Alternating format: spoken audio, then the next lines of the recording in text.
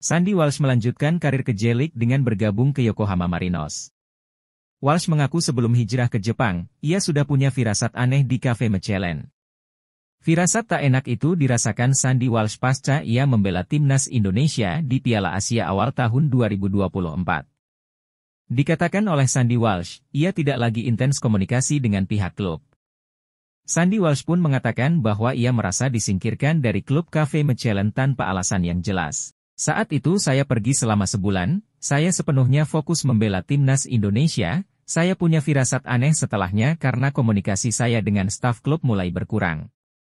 Ketika saya kembali, saya hanya dimainkan di laga melawan Anderlecht dan KAS Eupen, baru setelah itu saya disingkirkan tanpa alasan.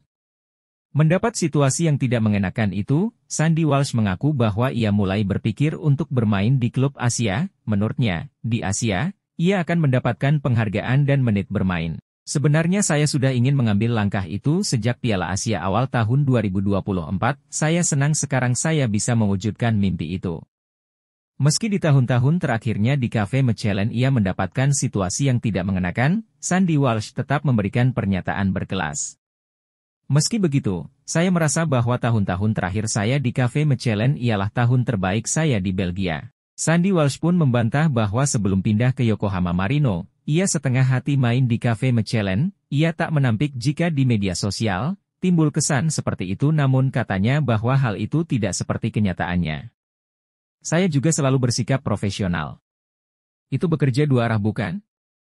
Saya pemain penting di timnas Indonesia, terutama pada kualifikasi Piala Dunia, jadi sangat masuk akal jika pengikut di sosial media banyak dari Indonesia dan saya berinteraksi dengan mereka. Bek timnas Indonesia, Sandy Walsh resmi bergabung ke klub J-League, Yokohama Marinos. Walsh pindah dari klub Belgia, Cafe Mechelen. Sandy Walsh mengaku bahagia dan merasa terhormat bisa pindah ke Yokohama Marinos. Pemain timnas Indonesia itu pun menyebut bahwa ia punya misi tersendiri di Liga Jepang. Saya merasa bahwa misi saya adalah berkontribusi untuk mencapai tujuan ambisius klub J-League, kata Sandy Walsh.